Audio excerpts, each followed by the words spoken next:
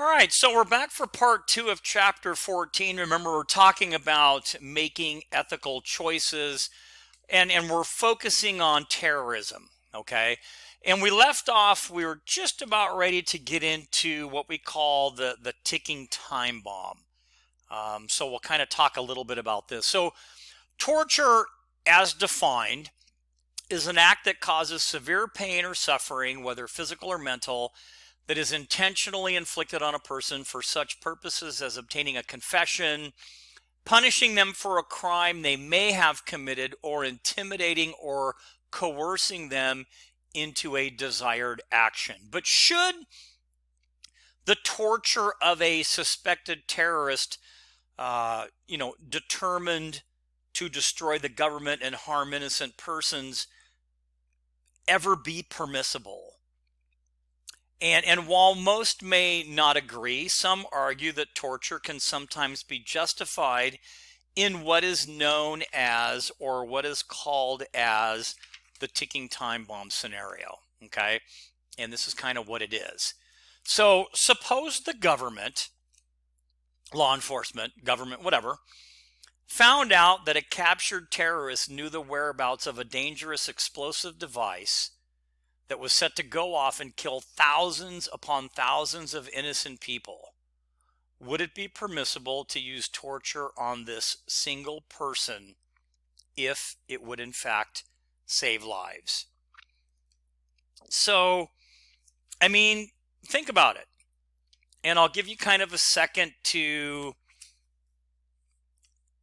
talk about it or kind of go over it. Remember, you can kind of think back to that Dirty Harry problem, right? The dilemma originated, remember I talked about, from a situation in the Dirty Harry movie where someone was, criminal was captured, refused to tell the location of a kidnap victim. And because the victim is sure to die without help, the officer, who was Clint Eastwood, tortured the criminal by stepping on his leg until he admitted the location.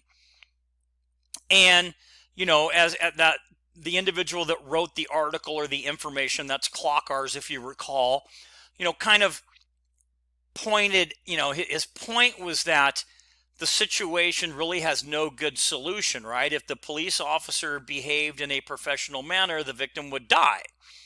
If the officer behaved in an immoral manner or unethical, there was a chance he could save a life, but he would be acting in that unethical manner.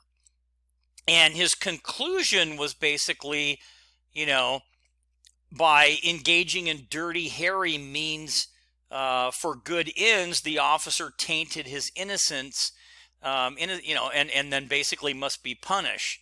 For there is, always a danger that dirty means will be redefined as neutral or even good by those who use them. So, a lot of stuff related to the movie. Basically, you're stuck in this kind of situation, right?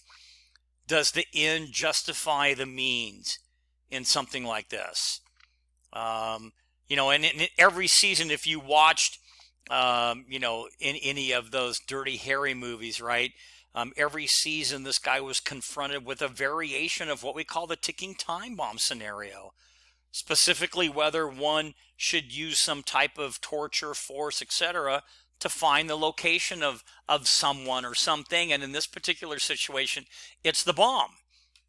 So what do you think about that? Is it okay? What if it was, anyway, think about that, and you can send me a message separately or something like that. But it's a really interesting situation on whether, there's logic to this, whether this ticking time bomb thing is something okay. There is a tempting logic to use torture in a ticking time bomb scenario in which one knows that a person being tortured has information about a bomb that is, going to go off, killing many people. And interestingly enough, Alan Dershowitz in 2004, a very renowned liberal defense attorney, offered a kind of utilitarian argument as a rationale. And he wrote that sometimes the greatest benefit for the majority is derived from torture. But that it should be limited to situations in which the benefit is so great that it overwhelms the harm to the person. And he also proposed, which is kind of interesting, that any torture should be done under a warrant. So like a torture warrant, right? Again, another super interesting thought. And, basically you would go to a judge, get a warrant for torture based on the circumstances or something like that. So just a lot to think about. So what about government secrecy? So, in response to 9/11, described earlier, are now part of history, and the government no longer engages in wholesale roundups of visa holders, renditions, or torture, as far as we know, right?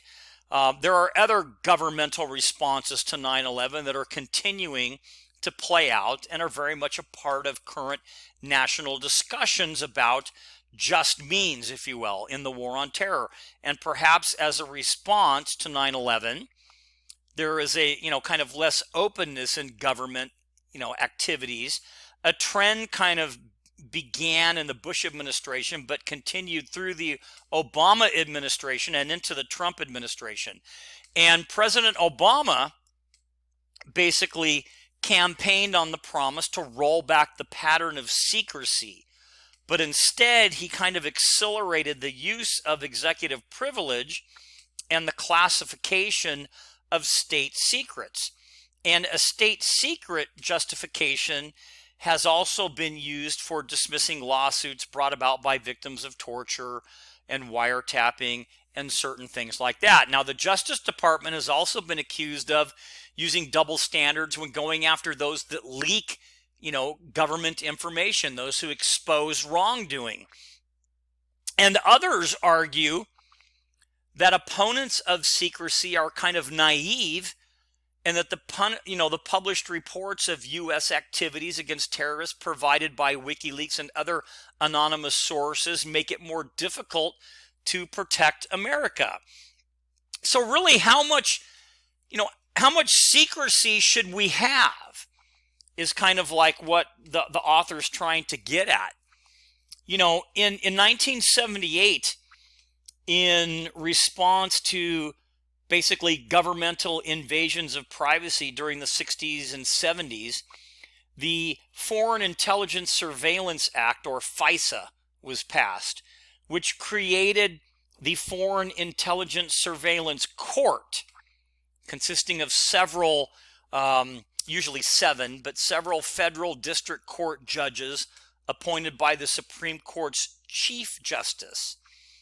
And federal agents who wanted to, basically wiretap in this country had to go to this court and show that their target was an agent of a foreign power and that the information sought was in furtherance of counterintelligence.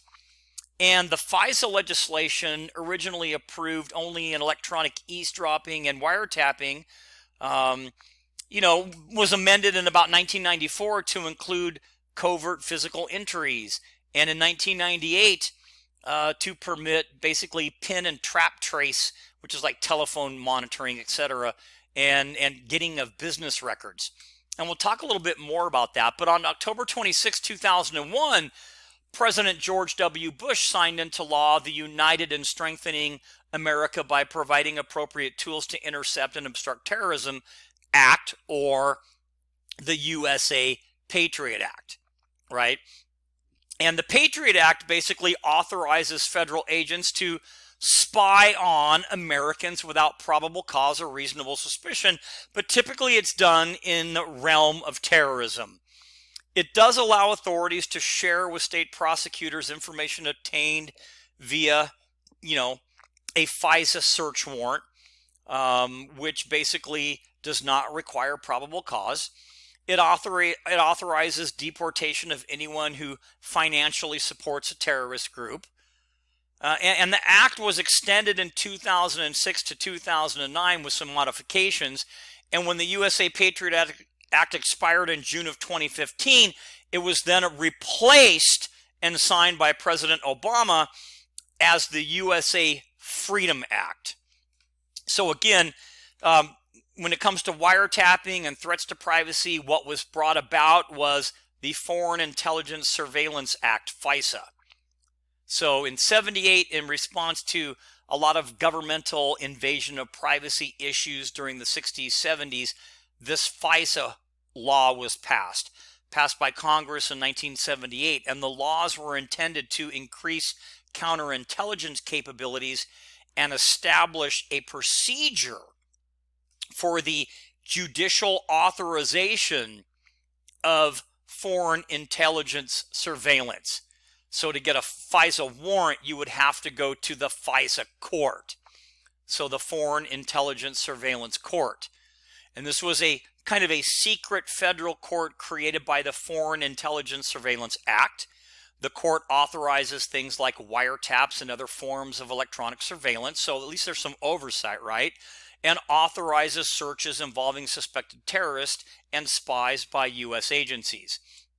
And the court hears applications for warrants by law enforcement for the approval of electronic surveillance, physical searches, and other forms of actions for foreign purposes, typically terrorism.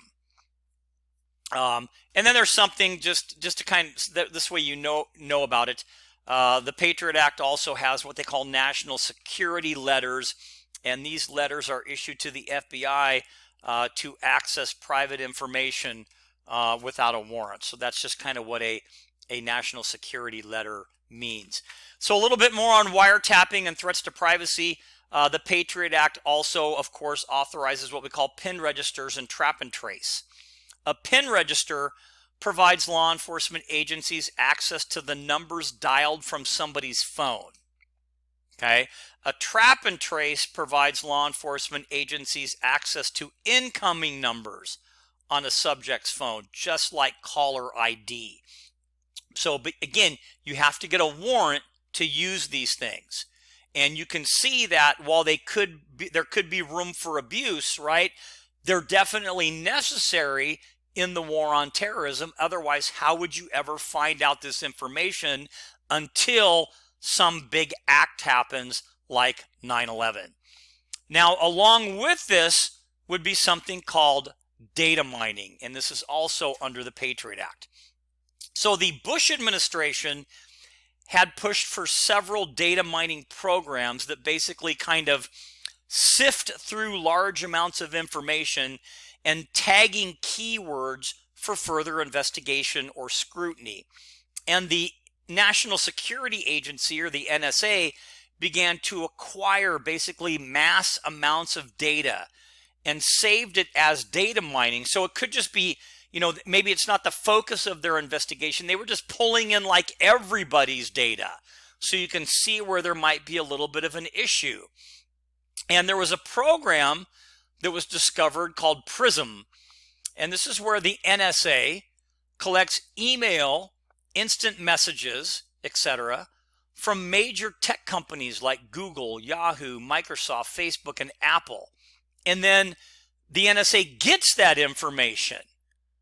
So you can see that people are a little bit worried about their Fourth Amendment right when it comes to the release of certain information, right? But at the end of the day, too, can't you also see the need for some of these type of programs? So it's a little bit kind of both, right? There's a good part and maybe a not so good part when it comes to that. So I'm going to pause right now because I have someone at the door, so I'll be right back.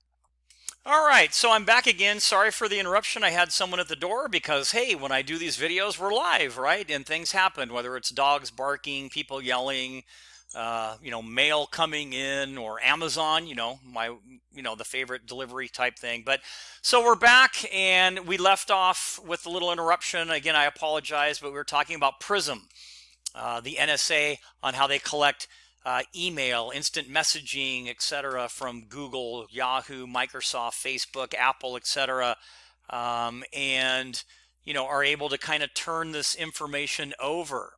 And you can look at kind of a timeline right here, where in 2007 we kind of started here. You have Microsoft, Yahoo, Google, Facebook. You kind of go up YouTube, Skype, Yes, AOL, I know it's really old, etc. But this is, information that they're getting. And the question is, what are they doing with it, right? So these are all concerns. It doesn't mean that there's not a use for the NSA collecting data, but it is a concern for a lot of people, and sometimes very well justified, on, what the NSA is doing with all of this stuff. So, as we kind of talk a little bit more about wiretapping and things like that, we have the presidential secret warrantless wiretappings.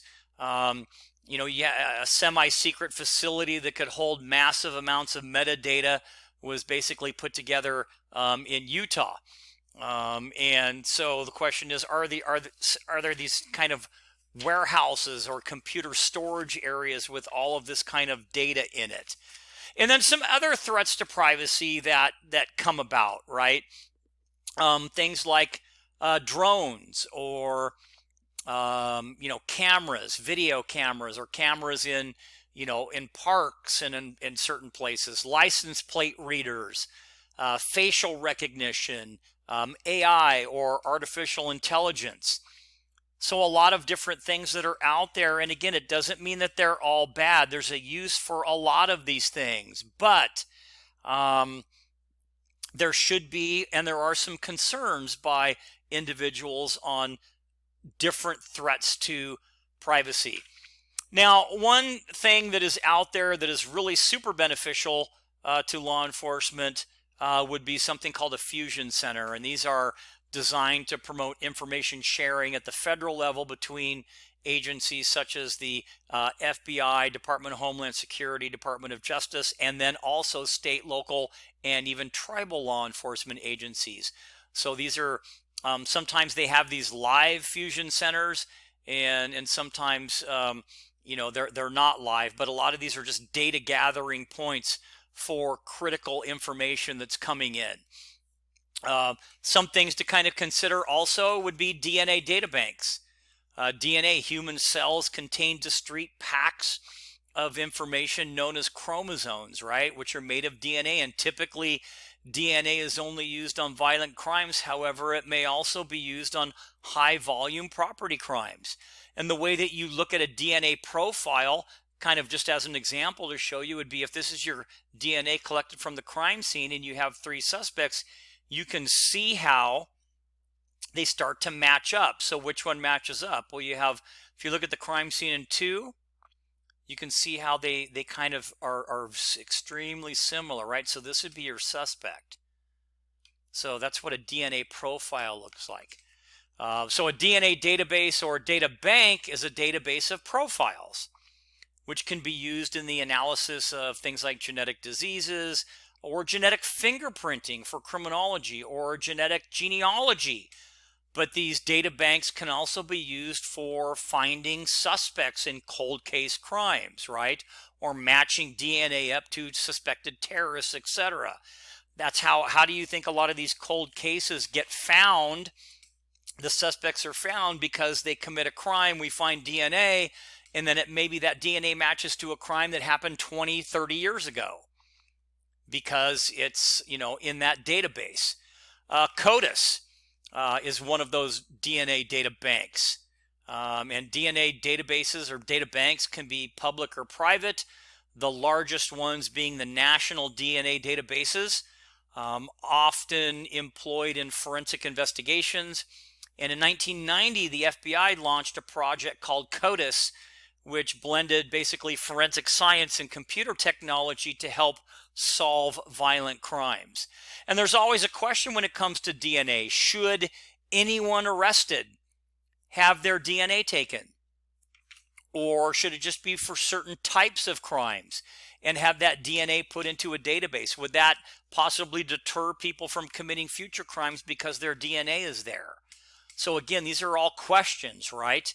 And it also begs the question, who has the biggest DNA database? Well, 23andMe, and we're talking about these DNA places like Family Tree, Ancestry.com, 23andMe.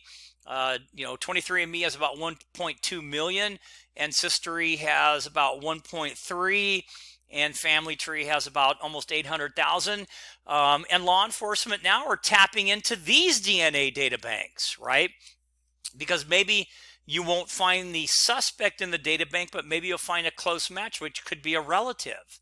And it might be a family DNA case. And they've solved many serial killing or killers have been identified through what they call familial or family DNA. So it's good, but it has potential for abuse, right? Now, a key part of CODIS is the database itself, right? Massive database that contains about 12.2 million offender profiles, 2.6 million arrestee profiles, and about 700,000 forensic profiles, giving this a grand total of 15.48 million profiles, or really only about 5% of the U.S. total population. Other things, when you talk about threats to privacy, would be what they call the Patriot Act sneak and peek. So the Patriot Act, under the Fourth Amendment, or the Patriot Act itself authorizes what we call sneak and peek warrants. Now, the Fourth Amendment, as we know it, has the protection against unreasonable search and seizure and requires the government to both obtain a warrant and to give notice to the person whose property will be searched before conducting the search. And this notice requirement enables the person whose property is being searched to assert their Fourth Amendment rights, etc. So typically when you serve a search warrant, you go to the house, you knock on the door, and you either force entry or they answer the door. You give them a copy of the search warrant that shows that you're allowed to be there. It's signed by a judge. You do the search, and if you leave and you take anything, you have to leave a receipt to show what items were taken. Now, under sneak and peek, it's a little bit different. So the final version of the anti-terrorism legislation under the Patriot Act would allow law enforcement agencies to do what they called delay notice when they conduct a search through a search warrant, through a sneak and peek. So this means that the government could enter a house, apartment, or office with a warrant, right? They've got the authorization. When the occupant is away, and it wouldn't be, even a regular search warrant, the occupants sometimes are not home. Search through the property, take pictures, and in some cases even take some property or evidence, but not tell them until later. So you're going in under the authorization of a warrant, which is valid, right? Regardless of whether it's sneak and peek or a regular warrant. And searching and taking pictures, which you can totally do, and seizing property, which you can totally do. But in this case, you delay notice, meaning that you go in, you do stuff, you take photos, you might even take some evidence, but you don't tell anybody yet. You tell them later on down the line. So you're kind of just going in and gathering some additional evidence. So that's kind of questionable, right? It's a little bit interesting. And then finally, undercover ops or operations. Close to 500 prosecutions for terrorist-related activities, mostly for materials, etc., and conspiracy. And a lot of critics argue that many would-be terrorists would never have been able to accomplish the tasks without the government involvement. And sting operations have long been used in drug and other criminal investigations, and the legal test is whether the target has a predisposition to commit the crime. Okay? So, I mean, and what they're trying to kind of say here is that sometimes the undercover operations walk the line of maybe even close to being entrapment, where people want to be involved in terrorist activities. Let's say the example is, I'm online and I'm searching for someone that wants to do something like, let's say, detonate a bomb, but they don't have bomb stuff. So I tell them, hey, I have bomb stuff, and they go, okay, and then they buy my bomb stuff. And then I arrest them for possession of bomb stuff. So it's kind of like they couldn't have done it without me helping them, but their predisposition was to get the bomb stuff. So you can see how gray that can be, right? So a lot of kind of thoughts come about when we talk about this. And then finally, as we're kind of wrapping up, talking about utilitarianism versus human rights-based policing. So these discussions since 9/11 have been kind of a forced choice between safety and liberty, right? We can tighten our belts and do some things but you're going to lose a little bit of your liberty. And the major problem of utilitarianism, if you will, the means to end thinking, is that we are unable to know the outcome of our actions. Now, human rights-based policing is where the policing approach is that it kind of recognizes the police as servants of the public good. Although crime control is important, protection of civil liberties is their fundamental mission.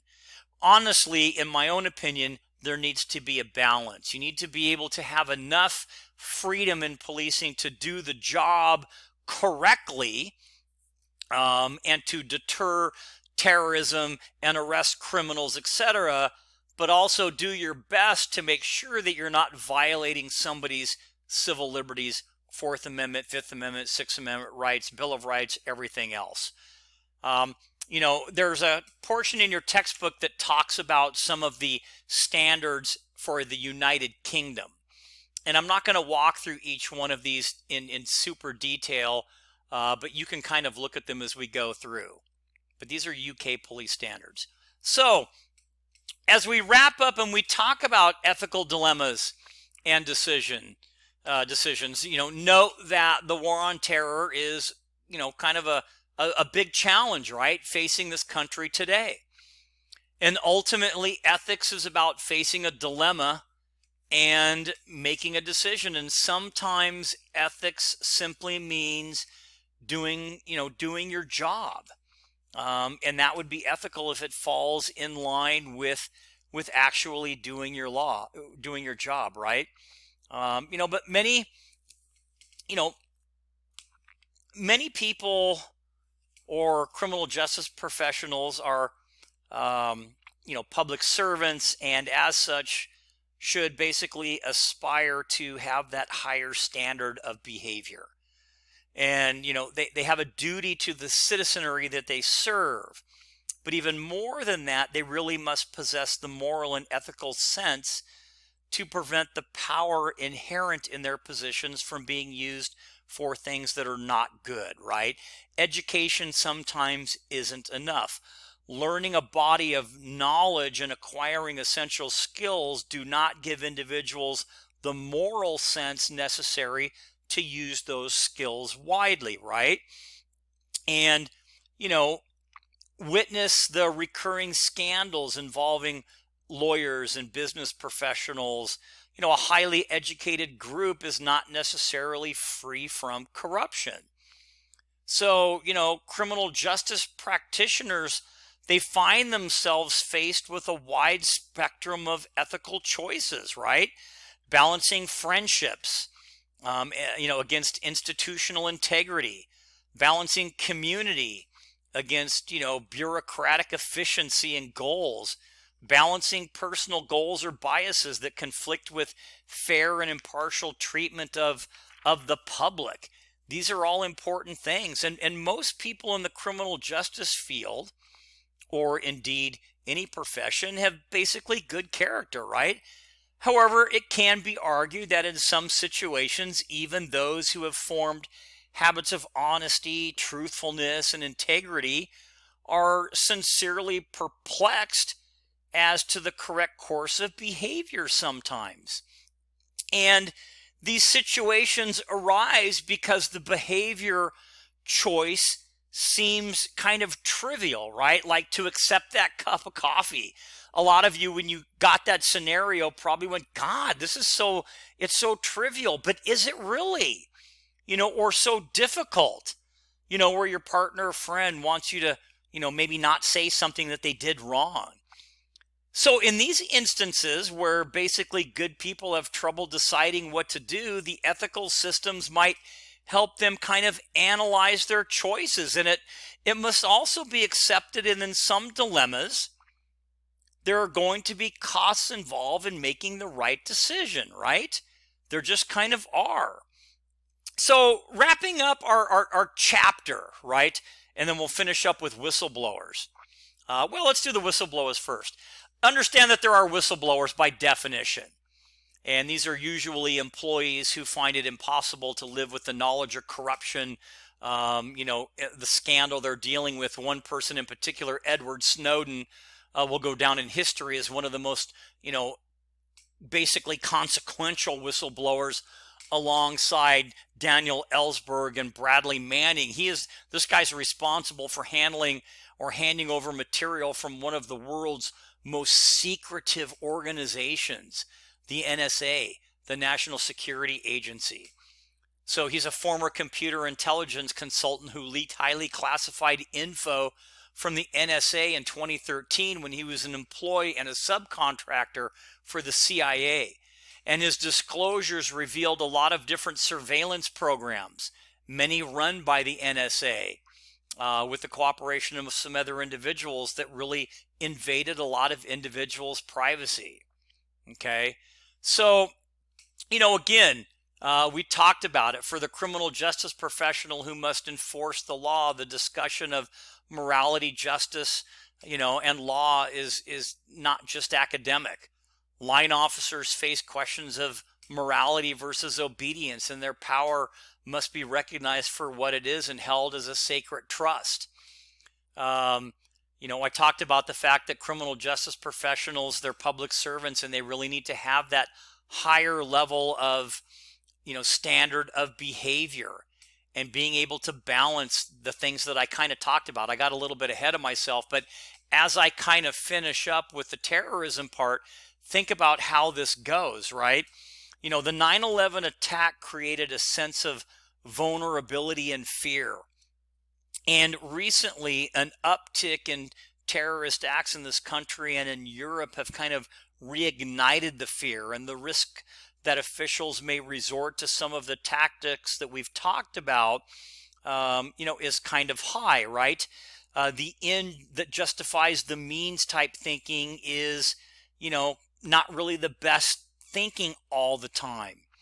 If utilitarianism is used as a justification for wiretapping, detainments, government secrecy, and other actions, then one must also have facts to prove that the desired end will be brought about and that the negative side effects do not outweigh the good that one seeks. So we have to kind of look at it that way. And, most of us are lucky in that we'll never have to decide whether to participate in things like torture or violate laws against wiretapping or expose secrets in a way that could be considered a threat to national security. Criminal justice professionals, however, will probably encounter at least some of the dilemmas that have been described in many of the chapters that we've covered. The power of discretion, authority, and the duty of protecting the public safety really does create dilemmas for all of these individuals that work in these fields, and they're quite different from those that the average person encounters, right? Your dilemmas are going to be different. Ultimately, for criminal justice professionals as well as everyone else, the way that you resolve dilemmas throughout the course of your career is going to constitute, in no small measure, that actual person that you represent. So with that being said, I hope you kind of learned something from this and understand the reason they put the terrorism part in here is because there's a lot of dilemmas and ethical issues to discuss because of the fact we've had to change the way we do business in order to effectively deal with terrorism. So that's going to conclude chapter 14, Making Ethical Choices.